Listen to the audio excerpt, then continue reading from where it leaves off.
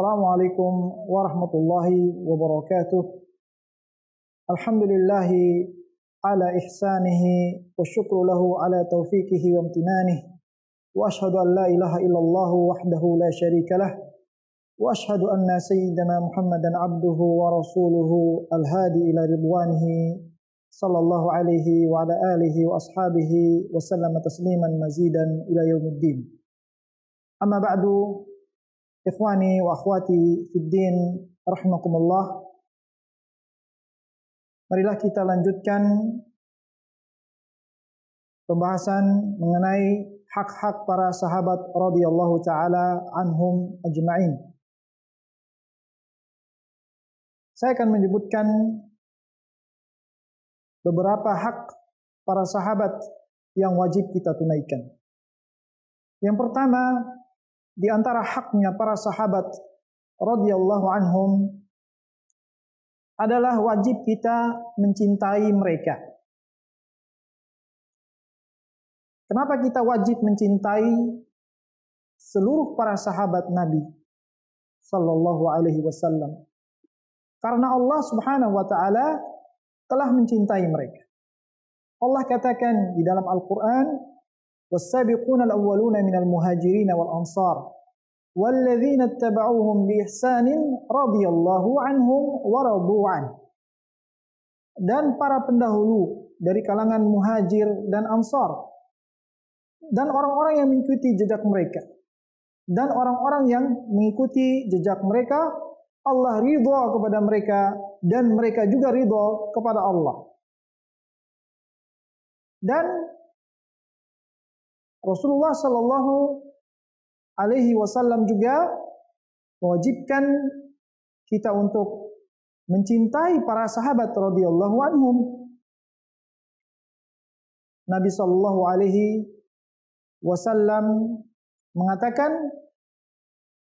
janganlah kalian mencela para sahabatku.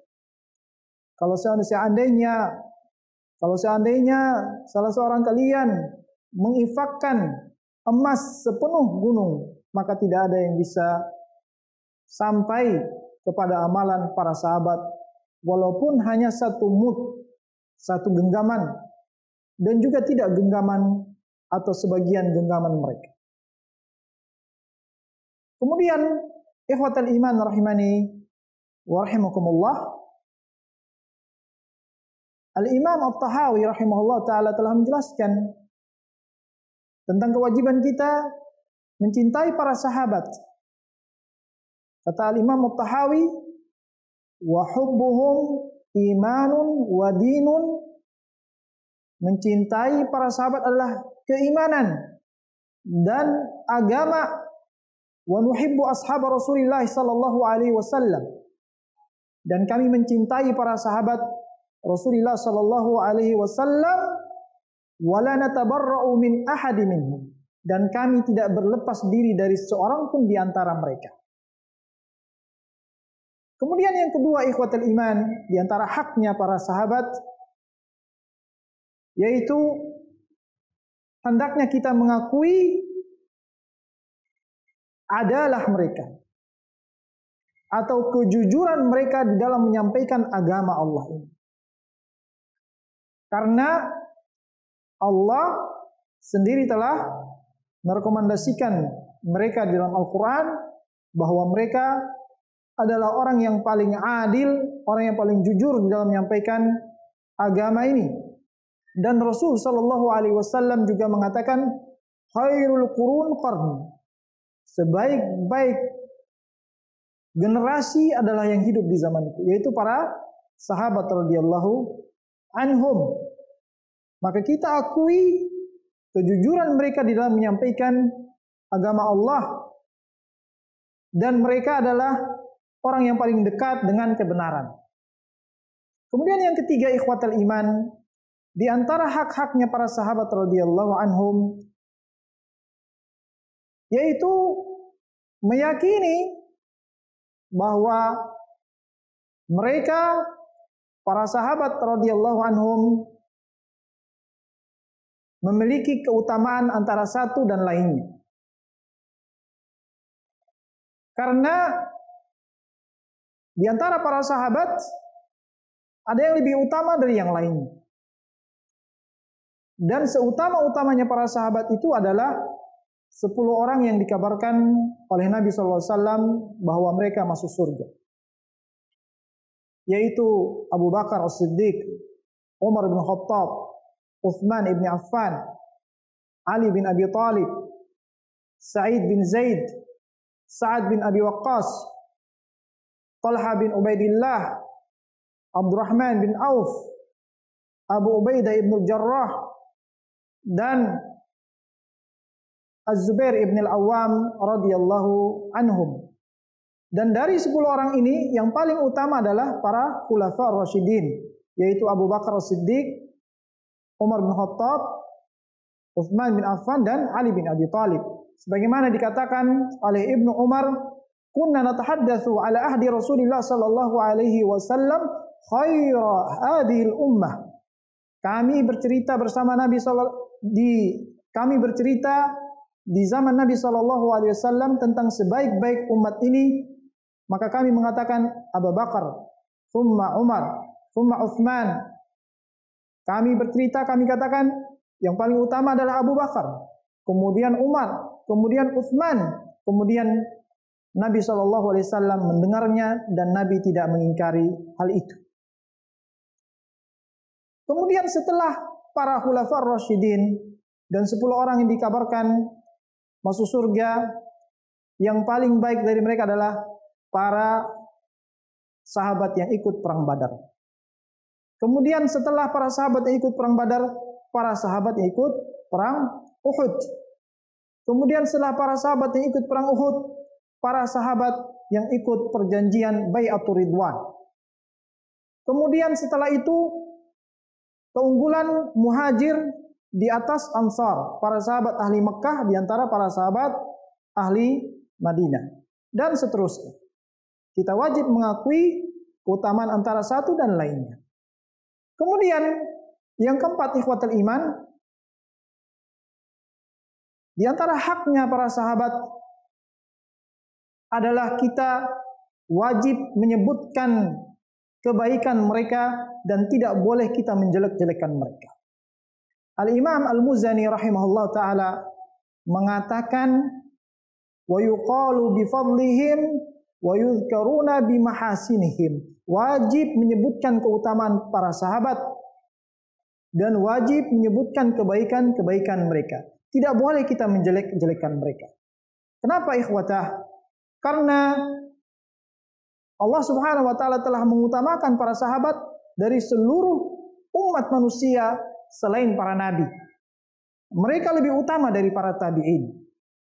Oleh karena itu ketika Al-Imam Al-Mu'afa bin Imran rahimahullah, beliau ditanya, "Aina Umar bin Abdul Aziz min Muawiyah bin Abi Sufyan?" Mana yang lebih utama, Umar bin Abdul Aziz atau Muawiyah bin Abi Sufyan radhiyallahu anhu?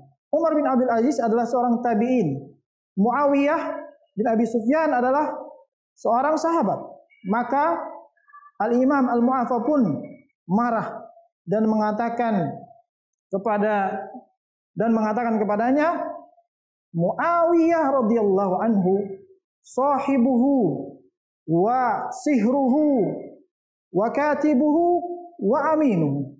Muawiyah ini adalah sahabatnya Nabi dan juga iparnya Nabi dan juga penulis Al-Quran dan amanat dari Allah Subhanahu wa taala dan pemegang amanat dari Allah Subhanahu wa taala. Tentu para sahabat lebih utama. Dan yang kelima, ikhwatal iman, di antara hak-hak para sahabat radhiyallahu anhum, hendaknya kita ketika menyebutkan nama mereka adalah kita mendoakan mereka dengan menyebutkan radhiyallahu anhu. Ketika disebutkan nama sahabat dari kalangan laki-laki seperti Abu Bakar As-Siddiq, kita katakan radhiyallahu anhu.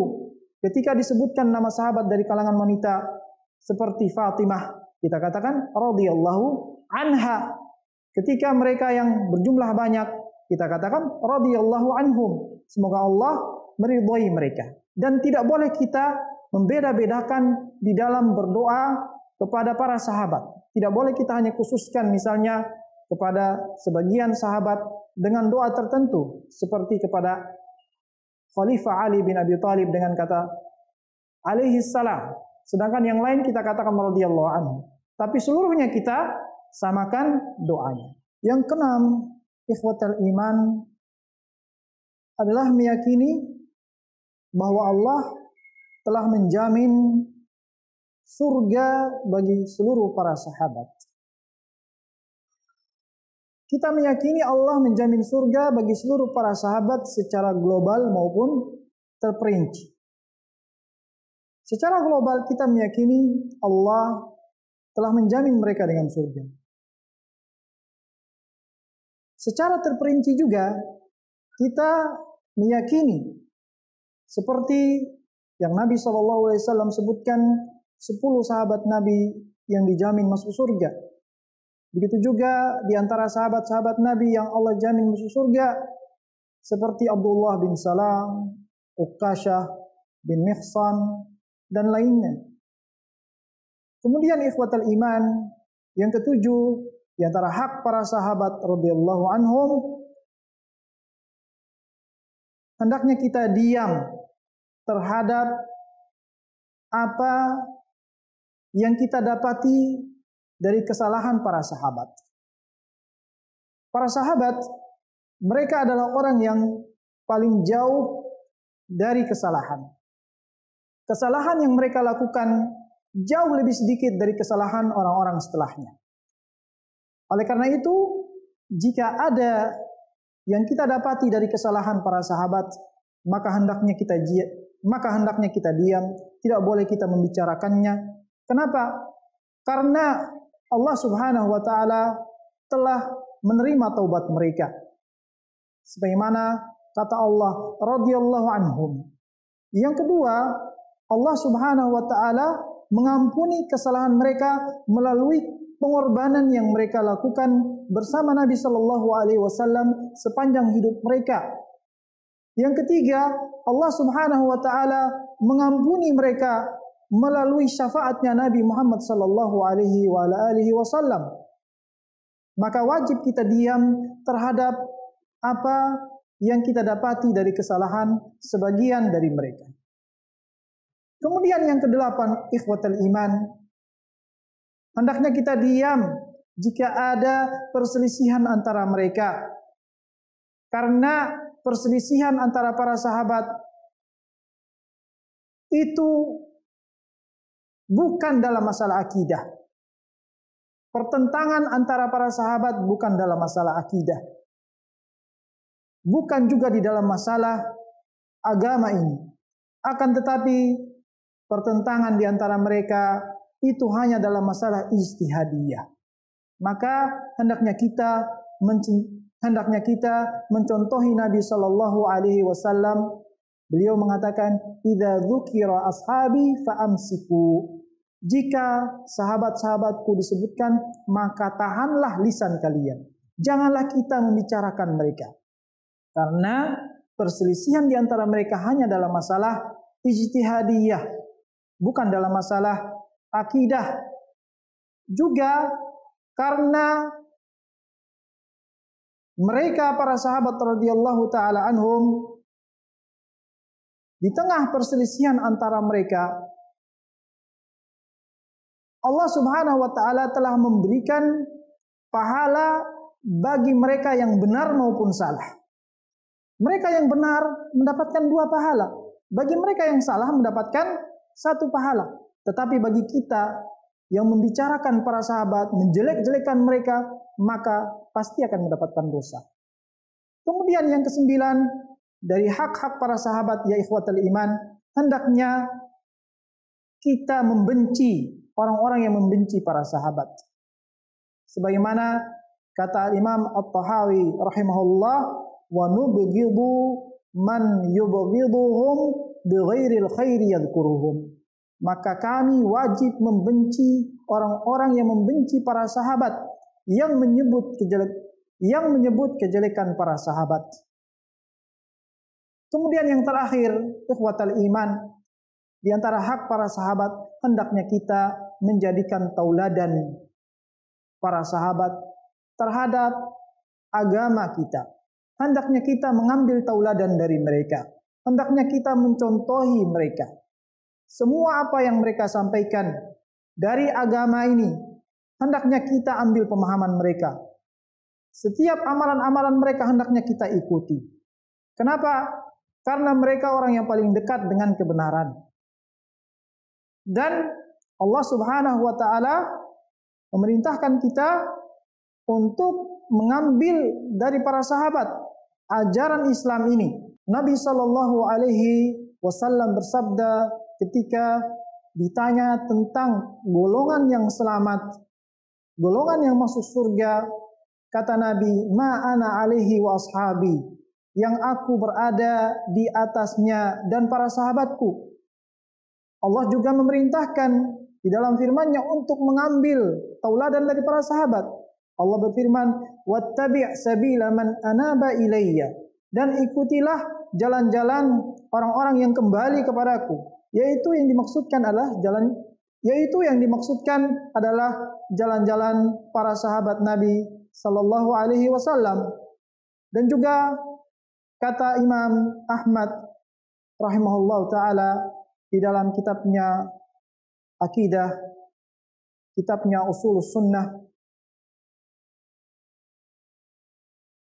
Al-Imam Ahmad mengatakan, "At-tamassuku bima kana alaihi ashabu Muhammadin sallallahu alaihi wasallam wal iqtida'u bihim." Akidah kita adalah berpegang teguh terhadap apa yang dibawa oleh para sahabat Nabi sallallahu alaihi wasallam dan juga mengambil contoh dari mereka. Mengambil tauladan dari mereka. Maka hendaknya kita mengikuti para sahabat, mencontohi mereka, dan mengutamakan mereka di dalam memilih dan di dalam memahami agama Islam ini.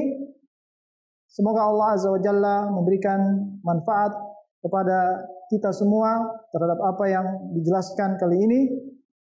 Dan pertemuan yang akan datang insyaallah ta'ala kita akan jelaskan secara terperinci tentang sirah sahabat Nabi sallallahu alaihi wa ala alihi wasallam.